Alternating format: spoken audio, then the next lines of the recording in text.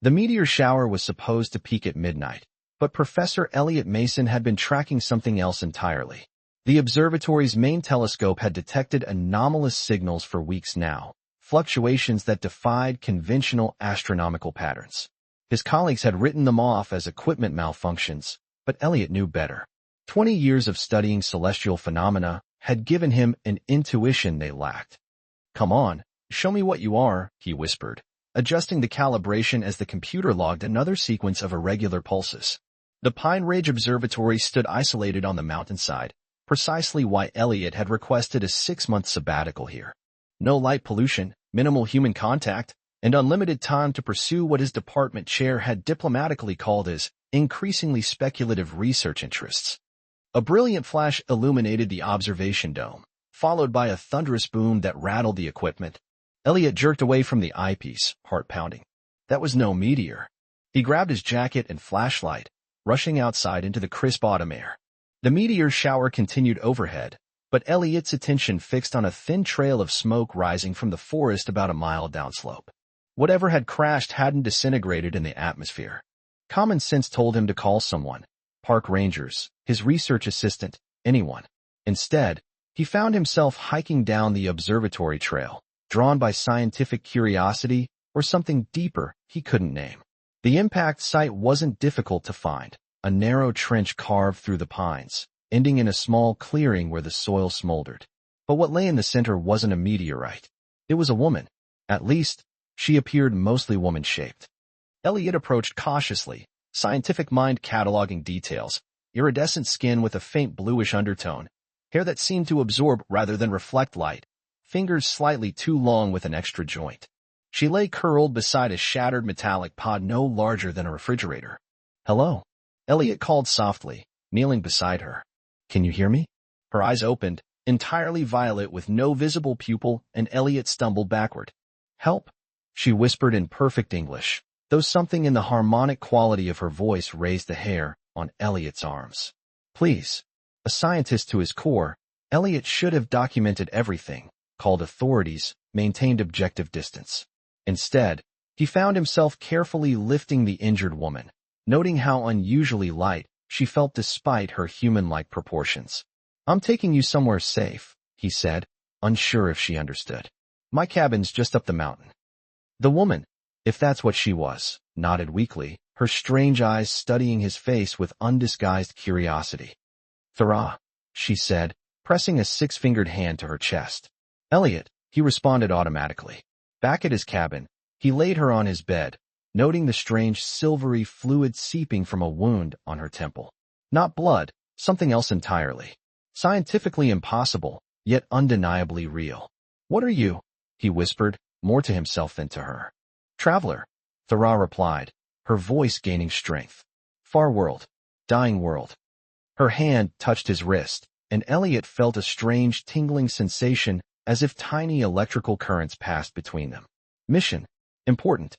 "You're safe," Elliot assured her, though he wondered if he was the one in danger, not physically, but of everything he believed about the universe being fundamentally altered. "Rest now." As Thera drifted into sleep, Elliot noticed the tears tracking down her face seemed to shimmer with inner light, evaporating into tiny motes that floated upward before disappearing entirely.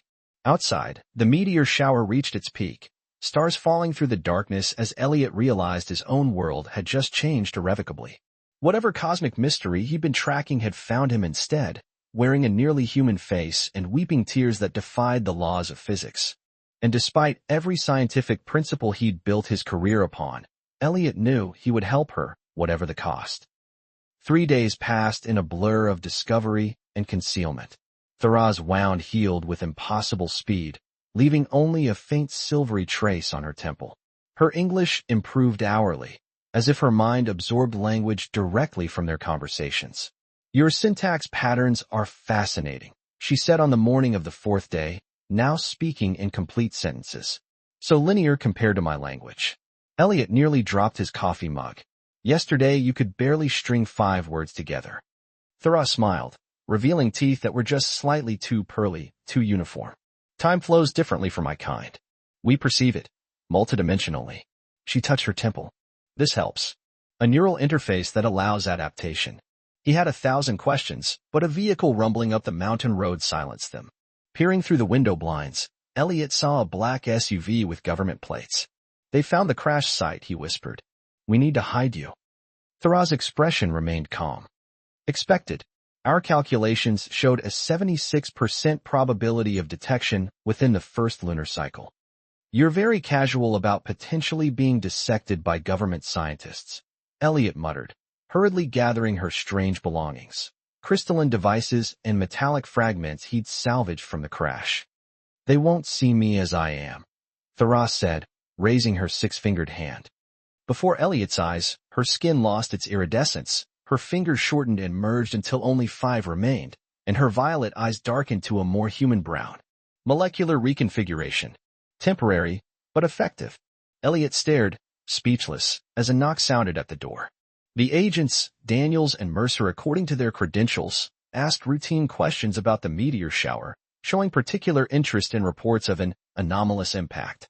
Elliot played the role of the distracted scientist, while Thorah, introduced as his research assistant Elena, smiled politely and offered them coffee. After they left with promises to return if they discovered anything unusual, Elliot collapsed onto the sofa. "That was too close," he breathed. "How did you do that?" "Transformation." Thorah's features had already begun reverting to their natural state. "The same way I accelerate healing. My species can manipulate the perception of time at the molecular level." She sat beside him, close enough that he could feel a faint vibration emanating from her skin. "It's why I was chosen for this mission." "Which is what, exactly?" Elliot asked, realizing how little he actually knew about her purpose here. Instead of answering, Thorah reached for his hand. The moment their fingers touched, Elliot felt that same electrical tingle, but stronger now, a current running from her to him, carrying with it flashes of awareness that weren't his own. A dying sun, blood-red and swollen. Cities built into crystalline mountains. A council chamber where beings with Thorah's violet eyes debated around a holographic display of collapsing timelines. "My world is ending," she whispered, her face inches from his. "Not just my planet, my entire timeline. Reality itself is fracturing." The psychic connection deepened, and Elliot felt her emotions bleeding into his consciousness. Fear, determination, and something unexpected, loneliness. A profound isolation that resonated with his own. "I don't understand," he said, but his body was responding to their proximity, to the strange intimacy of their linked minds. "You will," Thorah promised, her lips grazing his cheek. "I need your help, Elliot. Your planet has something mine does not, a temporal anchor point, a nexus that could stabilize the fracturing." Her alien scent, like ozone and wildflowers, filled his nostrils as their foreheads touched. The cabin seemed to fade around them, reality narrowing to this point of contact. "I shouldn't be feeling this," Elliot whispered, knowing she could sense his growing desire through their link. "You're not even human." "No," she agreed, her strange eyes fixed on his. "I'm something else entirely." "Does that frighten you?" It should have. Every scientific and rational part of his brain said it should. Instead, Elliot found himself drawing her closer, crossing a boundary between worlds. "Show me," he said simply. "Show me everything." Their kiss tasted of stardust and impossible distances, of time compressed and expanded simultaneously. As night fell over the mountain observatory, Elliot Mason stepped willingly into the unknown, guided by an alien woman's luminescent tears and the gravity of a connection that defied scientific explanation. "The fractures began at the edges of our galaxy," Thorah explained, her fingers tracing patterns on Elliot's bare chest as dawn broke. Small discontinuities at first, moments where time doubled back or skipped forward.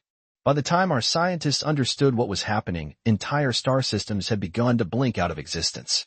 The intimacy they'd shared through the night had deepened their connection. Elliot could now perceive faint echoes of Thorah's memories.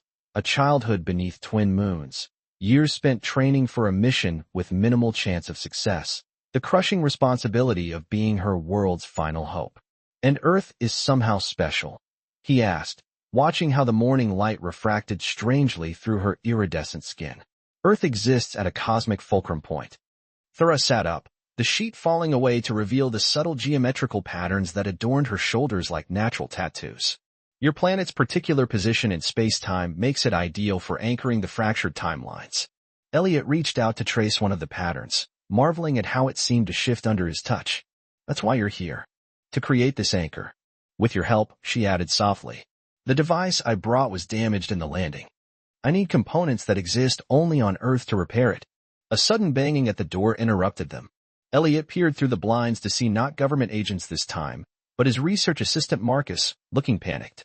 They're combing the whole mountain, Marcus reported once inside, eyeing Thora warily despite her quick transformation to her human disguise.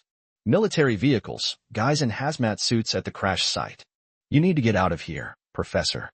Within an hour, they had packed Elliot's jeep with essentials and the fragments of Thora's technology. As they prepared to leave, Thora insisted on returning to the crash site.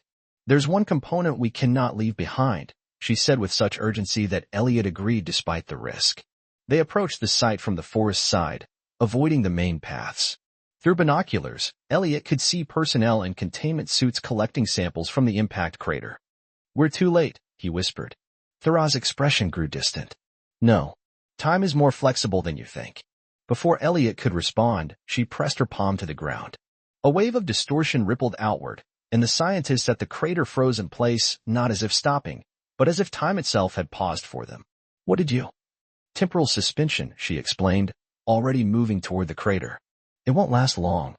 Elliot followed in stunned silence as Thora retrieved a small crystalline object from beneath a section of her crashed pod. The moment she had it, they fled back to the jeep. As they drove down the mountain, Elliot saw military vehicles racing upward, their occupants unaware that what they sought was now escaping in the opposite direction. You never said you could stop time, he accused once they were safely on the highway. Not stop, Thora corrected. Selectively alter perception of its flow. And it comes at a cost. She opened her hand, revealing the crystal now embedded in her palm, pulsing with her silvery blood. Each use damages my cellular cohesion in this atmosphere. That night, in a roadside motel room paid for with cash, Thora showed Elliot the truth of her previous bond. Through their mental connection, he witnessed her memories of Krell, her partner in both mission and life, whose ship had disintegrated during the journey to Earth. He was my bonded, she explained as Elliot felt her grief wash through him. Our species mates for life. His essence continues in the time stream, but his physical form is gone. Then what is this? Elliot gestured between them, suddenly uncertain. What are we doing? Thora's tears began to fall, those strange, luminescent droplets that defied gravity. Something impossible, she whispered. Something that shouldn't exist across species, across worlds. She placed her hand over his heart. A temporal paradox in living form. Their bodies came together with desperate intensity, both knowing their time was limited. As Thora's control slipped in the heights of passion, Elliot glimpsed her true form beneath the human disguise, more alien, more beautiful, and infinitely more fragile than he had imagined. Later, as Thora slept, Elliot noticed her tears had crystallized on the pillow, forming tiny structures that resembled galaxies in miniature. He carefully collected them, intuiting their importance even before he understood what they truly were, fragments of time itself, wept into existence by a being who moved between its currents.